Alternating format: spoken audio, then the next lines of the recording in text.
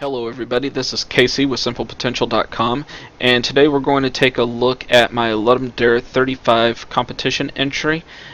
This is based around the theme Shape Shift, and the game that I came up with is sort of a puzzle faller Tetris type of game, I guess you would say. And the way it works is you have spawners at the top that'll randomly spawn a diamond, a circle, a square, or a triangle, and they will fall on the lanes that they're in a straight down fashion.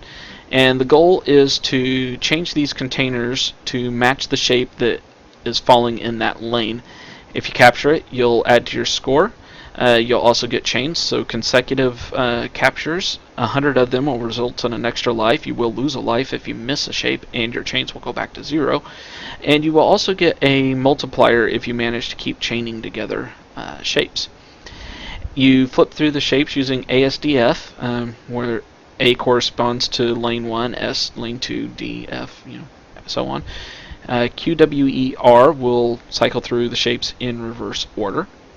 There is a bug in the version that I'm showing you right now. This is the release that was released on the competition, and it was beyond the scope to actually go back and fix this bug at the time. The web version of this on itch.io will be in the description and on simplepotential.com, so you can go play it, and it actually has the bug fixed in it. That bug is that as it starts as a square, when I first hit it, it'll go to another shape, and then when I hit it again, it'll go back to square. That is because of a sorting order in the array issue, and I've corrected that. And for those who don't know, the competition is a single developer. You can't work as a team, and you must develop all the assets on your own, so all sound, all art, everything has to be created by one person, and it has to be done within a 48-hour window. There's a lighter version of that same competition called the Jam, and the Jam would allow you to work in teams and use other art assets from free websites such as OpenGameArt. However, I do participate in the competitions, and as I said, you normally have 48 hours to do that. However, this was on a very busy weekend, and this game was actually developed in just under 24 hours, so I'm actually relatively impressed with what I came up with in that short amount of time. Hopefully you are too. I got some pretty good reviews, some good suggestions for the game. A lot of people asking for a mobile version of this game, which I will probably do at some point in time, and that'll probably work with touching the different containers in order to match the shapes, and there'll probably not be a way to reverse cycle through the shapes in those instances.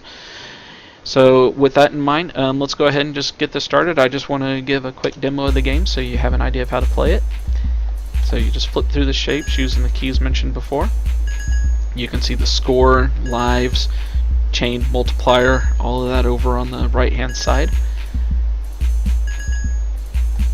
It purposely starts out relatively slow so you can get a feel for the game, and it will speed up over time. Green shapes are worth 25 points, red shapes are worth 50 points. I do believe white shapes are worth 5 points if I remember correctly. And if you miss a shape, you'll lose half of its point value from your score. You will also lose a shape, and your chain will reset to 0. And as you can see, when you're talking and playing, it's not the easiest thing to do in the world.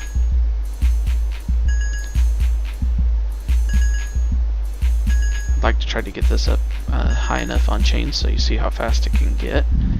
However, I'm not doing the best here.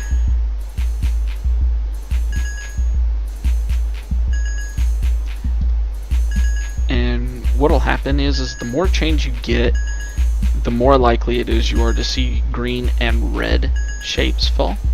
White ones will still fall, however they won't fall as often. And the more and more chains you get, the more red ones will fall than green or white. So you end up with some really fast falling shapes. Green shapes fall roughly 30% faster than a white shape, and red shapes fall about 50% faster than a white shape. And I think I struck a pretty good balance there.